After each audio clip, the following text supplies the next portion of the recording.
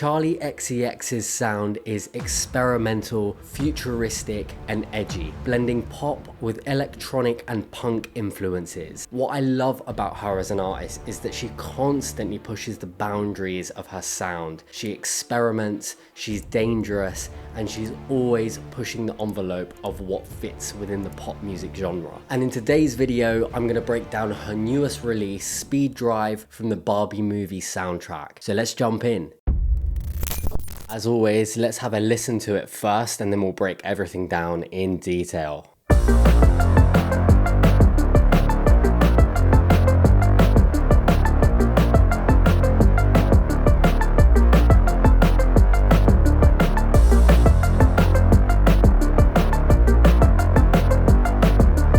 Okay, so this is a really simple song at its core, but there's a lot of really cool nuances that we can dive into. So let's first off start with the drums. So first off, we've got the kick.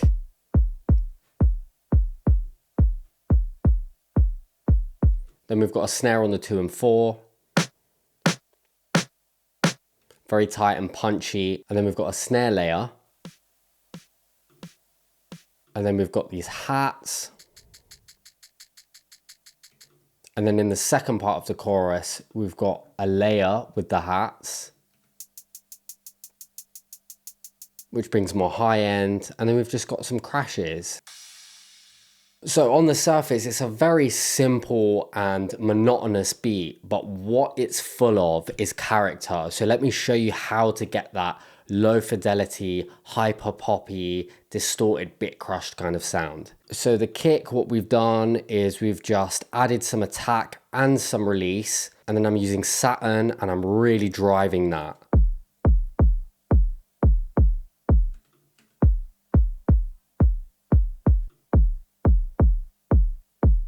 So it's a lot rounder and more aggressive. And then the main snare layer, we've got RC20 doing the majority of the work here. So we've got some distortion, some digital distortion, which is bringing in that bit crushing, wobble and magnetic. And we're also doing some filtering here. So we're taking out some of the highs and lows, which is making it sound more low fidelity, which is exactly what we're going for. And then I'm just doing some EQing here. I wanted a bit more punch, so I'm EQing the lower mids in the snare, and then I'm getting rid of some of the 3 to 8K range because I don't want it to sound super bright. And then we're doing some more transient shaping. I'm getting rid of the attack here. I found it to be too punchy with the reference. And then on the layer, here's where the magic is happening. If you listen to the reference, there's this real high-end sizzle coming from the snare layer.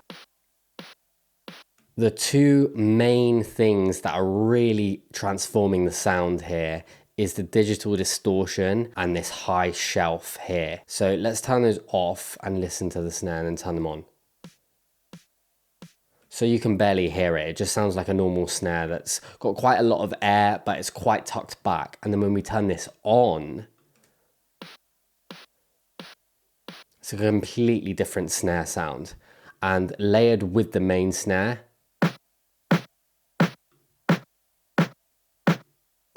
we lose all of the sustain and air without that layer. So with the main hi-hat, we're not doing anything really. We're just boosting a little bit of 6 to 8K so that we've got a little bit more sizzle going on and it's more present. And then the layer, we've got some RC20. So that's what it sounds like without it. Lo-fi. And then tremolo, which is just gently panning it from left to right, just giving it some stereo movement. And then let's move on to the processing on the drums overall. So we've got a limiter. You can see it's hitting the peaks with the snare. And then we've just got match EQ. I was matching the EQ to the original drums that I have. And you can see here that it has a lot more high end, less high mids and mids, a little bit of 500, and then some of the low lows are just being attenuated there. And then we've got Saturn with some drive, warm tape, and then RC20 again. This is popping up absolutely everywhere in this song. And let's listen to that.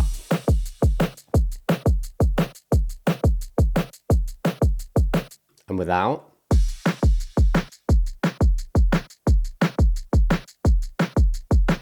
We've already done quite a lot of heavy lifting with all of the other distortion on all the individual elements, but all together that really just adds more of that vibe and grit and dirtiness that Charli XCX is known for. And the final thing we've got here is just a bit of parallel compression just to give it some more punch. So I'm sending it to this compressor. It's an extremely aggressive ratio and it's just touching it a little bit and a ton of saturation driven up. So more warm tape, and then I'm just blending that into taste.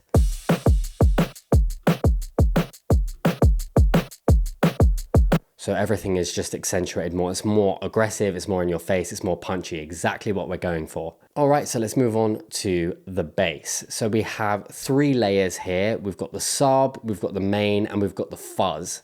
So sub is pretty self-explanatory. We're using Serum. So I'm just using this re-space that I use in pretty much everything. Sounds like this.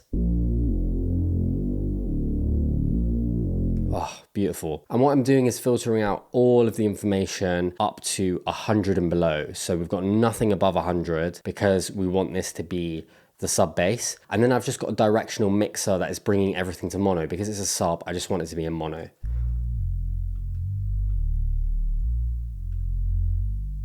And then we've got the main bass layer, which is just the same Reese.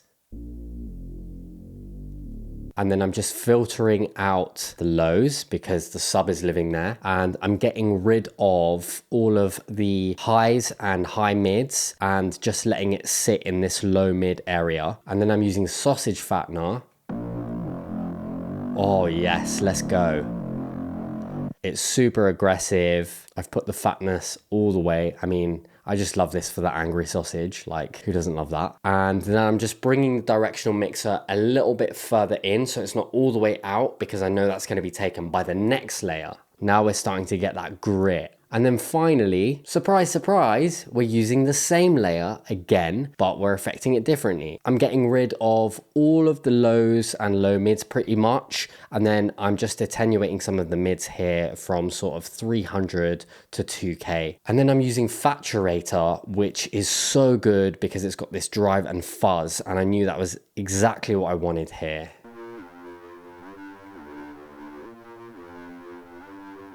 So the bass main and the bass fuzz, it sounds like this.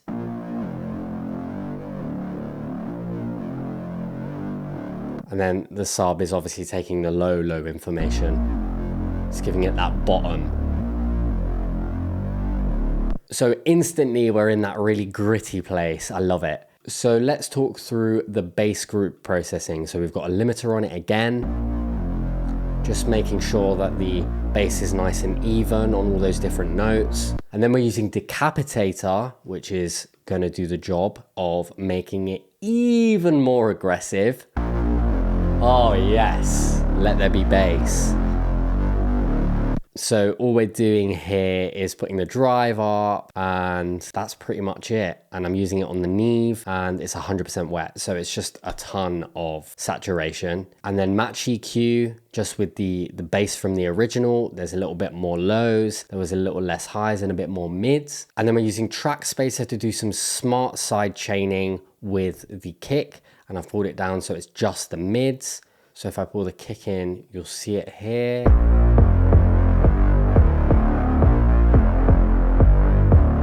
So it's just helping that kick to punch through a little bit more. And I'm just doing some good old fashioned sidechain compression, more so for the pumping effect, which is heard in the song. So we're going no, no, no, no, no, no. And without that, we don't get that groove that's coming from it sidechaining the kick. And then just finally a little bit of EQing, just getting rid of some of the low lows and some 200 because there's a little bit of a build up there. And that's it for the bass. And finally, we've got the underlick or the sub hook or whatever you want to call it, which is playing throughout the whole song. It's the main melodic thing driving the song. We've got a few layers here. So I sampled this, which is just a sine pluck, and then I've copied it over and pitched it up an octave, 12 semitones. And then I'm layering it with this synth from Serum. I just made this from an initialized patch.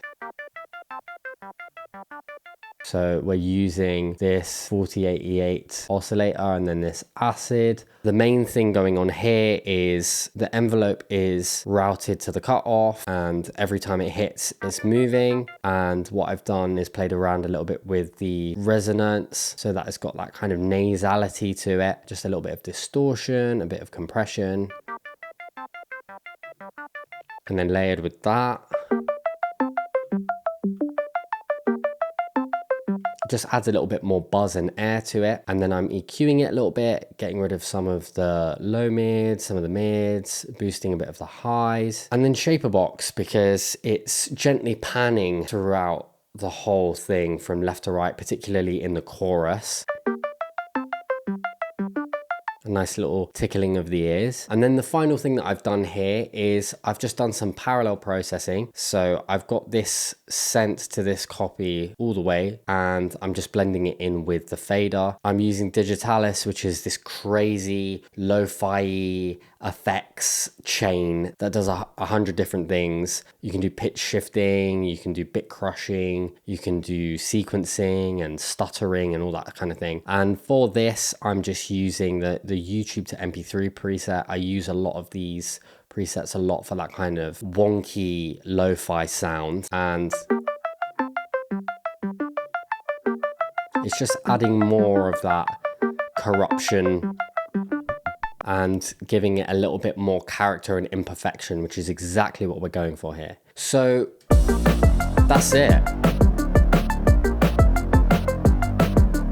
So this is a super simple song, but there's a ton of character and everything is very intentionally placed. With Charli XCX's stuff, it's so simple, and on the surface, it could be seen as a pretty monotonous song if it wasn't for all of the sound selection, sound design elements, and the character that's been created through all of these effects. And the second thing to bear in mind is that it's also leaving a ton of space for all of the vocals that are to come. So that's it. That's pretty much the whole song. Hope you enjoyed.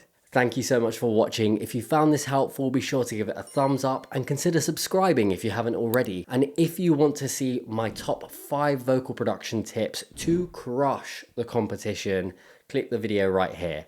And until next time, create courageously.